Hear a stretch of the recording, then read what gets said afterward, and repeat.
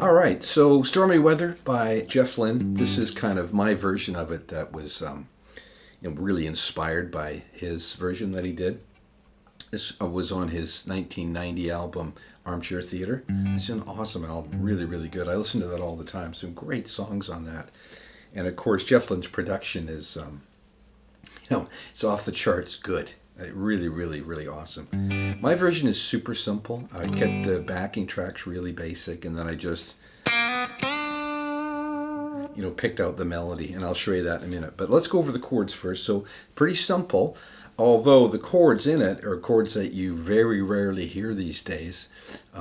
Pop music these days is just, man, it's the same 6 chords. But anyways, I don't want to get into that whole thing. But so we're going to start, it's in the key G, so we're going to start with an E-shaped G chord, and then we get a G sharp diminished. And how we're going to do that, we're just going to kind of bar on the 3rd fret, D, G, and B strings, and put our 3rd finger there on G4 to get the 3rd, and our middle finger on E4. Okay, that's a G sharp diminished. And then we got an A minor 7, and I'm doing it like that. You could go like that too. If you can't get your finger to bend like that, you could just do that. Or you could do that. But I like that voicing. Just barring on the 5th fret, D, G, and B, and getting your A note there. And then we've got this D augmented. Think of a C chord, C-shaped D chord, and we're raising the 5th there. Would be the root, the 3rd, the 5th, just raising the 5th. What I did is the acoustic, I just went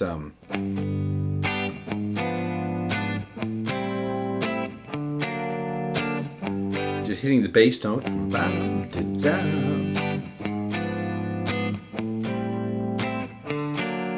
And then the electric guitar, I was trying to sort of make like a piano. It's really super simple, playing the chords. Okay, and just want to talk about this diminished chord just a little bit here. The diminished chord is cool in this because a lot of times you can use a diminished chord, that to get between the 1 and the 2. He's using that G sharp diminished. And if you think of it, all you got to do is play make that root chord a 7 chord, right? Adding that F there, and just raise the root note.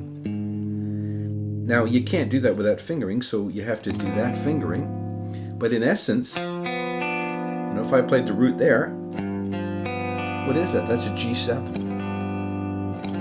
So if I just raise that root, I've now got a G sharp diminished. Okay, so it's just kind of a different way of looking at it. It's a G7 with a raised root, and that gets you that chord to transition between the 1 and the 2 chord. And then we've got this augmented chord, which is again this root 3rd, then that A note, that would be your triad, right? And then you just raise that 5th, you augment it, you add to it. And since that D is there, you got it right there. Okay, so that goes on for a bunch. And then the last time through the progression, it's raining on, we go to the C minor 7 chord. Right? Exact same voicing as the A minor 7, just up on the 8th fret. All the time. We go to that G7, and then we're into the middle bit.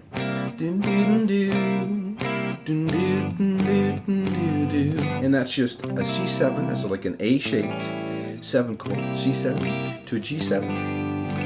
Does that a bunch of times. And then again, we got the C7, and we're going to play a C sharp diminished. Okay, and that may be even a better example of how all that C sharp diminished is that C7 with a raised root, right? So it's, we're getting that chromatic note and making a chord out of it. So, do do do do do do, and then we play a G, but with that D in the bass. So we've got that going on the bass. Let me, and then we just play a G down to an E minor 7 to an A7, and then back to the D augmented. So, but that to me is really, really key. If you see a C and then you see a C sharp diminished, just turn your C into a 7 and raise the root.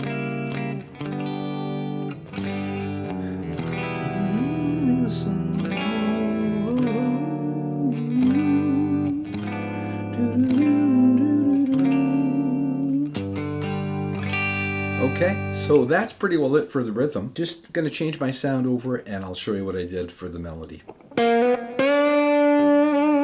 Okay, so for the melody, I turned the tone control on my bridge pickup just all the way back. So like, that's full treble and that's rolled off. And I always have liked that sound. It's kind of...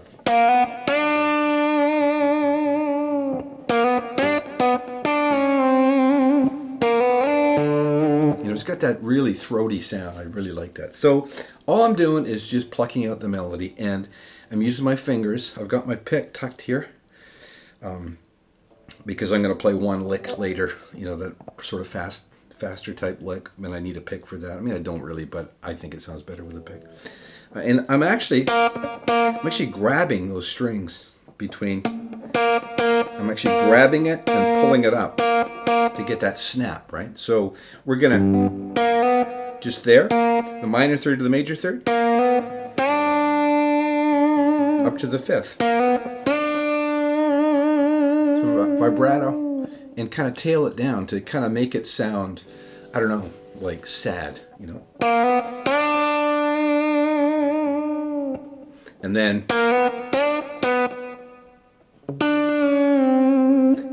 I'm doing that, but with bends.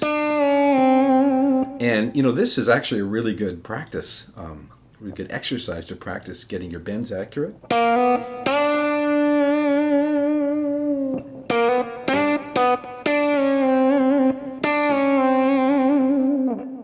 Now I'm going to go little finger on G3, up to 4, up to 7, and then hit the D note on A5.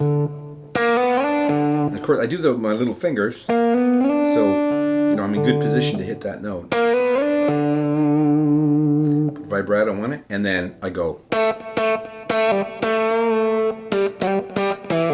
And I'm really snapping those one. Little cheeky bend there. And then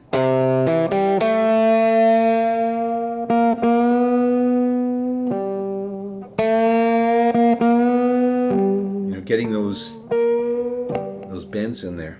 Okay, and now the rhythm's going to that A minor 7 to the D augmented. So I'm gonna do an arpeggio there, and I'm gonna go. It's like an A minor 7 arpeggio. Root, third, fifth, minor 7th, and then that's like a ninth. So it's actually an A minor 9 arpeggio. And I'm gonna go slide up to here and go. And that is an arpeggio of that augmented chord, but in that shape here. Like, think of that, E-shaped D chord, right? But raise the fifth, so we're gonna finger it like that. So straight arpeggio. Then we repeat.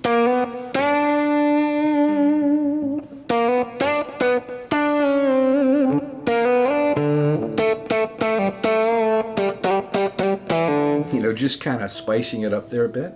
Then, okay, and we just do that little bend on that, go up a fret and bend it to that third, and we kind of hit on G11 and put a little vibrato on it. Then I just went this chromatic, ending up with that kind of shot up there, like G, right? The E and the B string. And then we're into this. You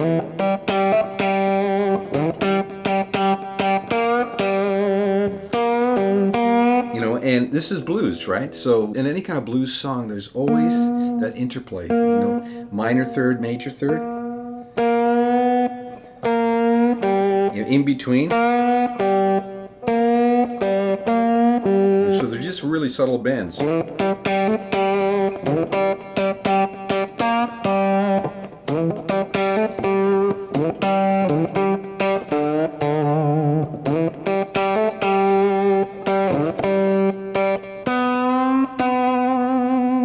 To the fourth, to the third, and then a pre-bend on, you know, getting that D note, then a little subtle bend on that G2, then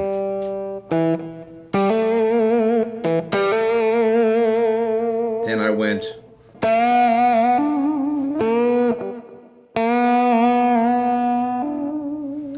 you're hammering on there. That's the what is that, G5?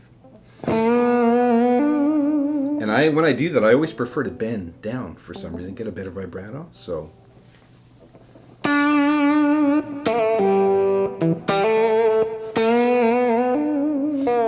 and then we just go up the octave, right?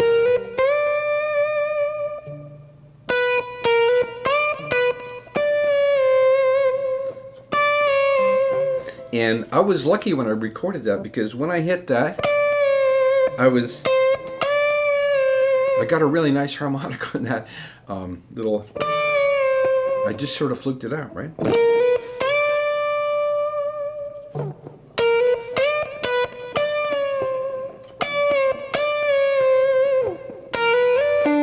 Exact same thing.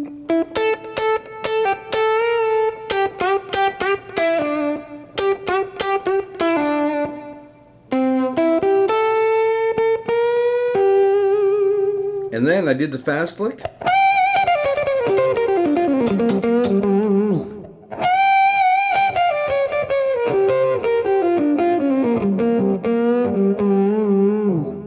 And that's just up here in G pentatonic, minor pentatonic.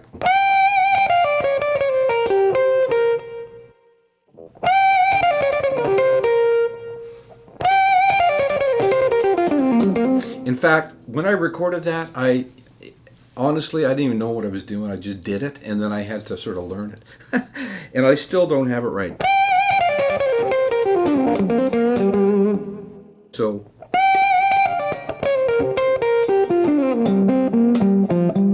kind of like that, right? It's really, you know, you just sort of feel your way through licks like that.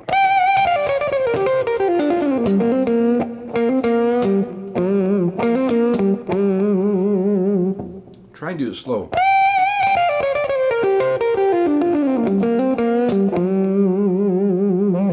Then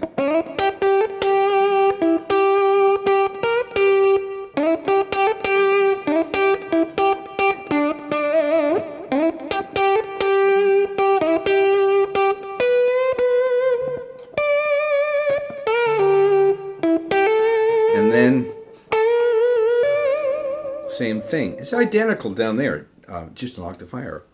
And then we just finished it off.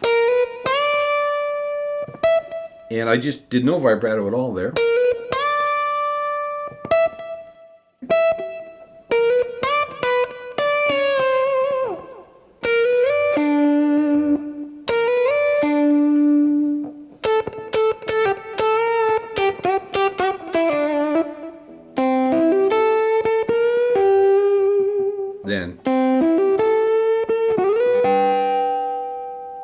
And then to finish it off,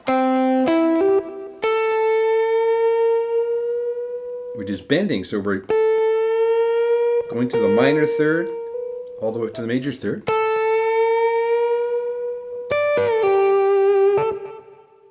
And then I did that arpeggio again.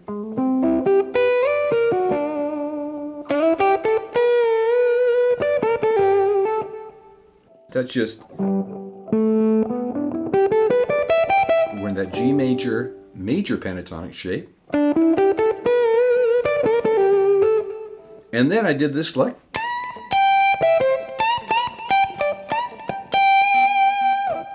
So that's up on the 17th, full step bend,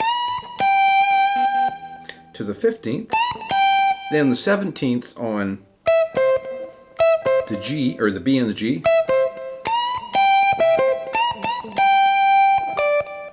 and then 15B,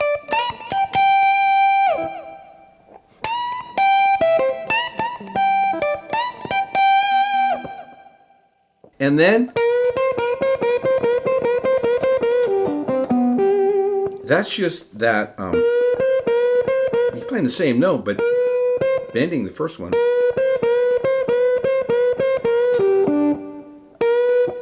So we getting that arpeggio. Third, root, fifth, fourth, third, root. And then I ended up on, which is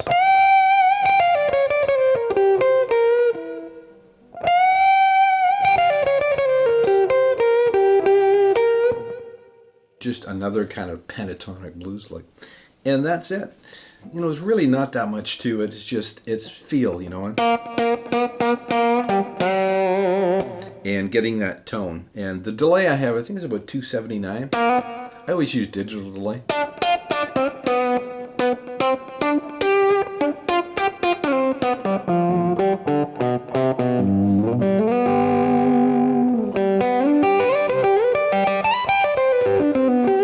All right, so that's it for this one. I hope you get something out of it. I hope you enjoy playing it, and we'll talk to you next time.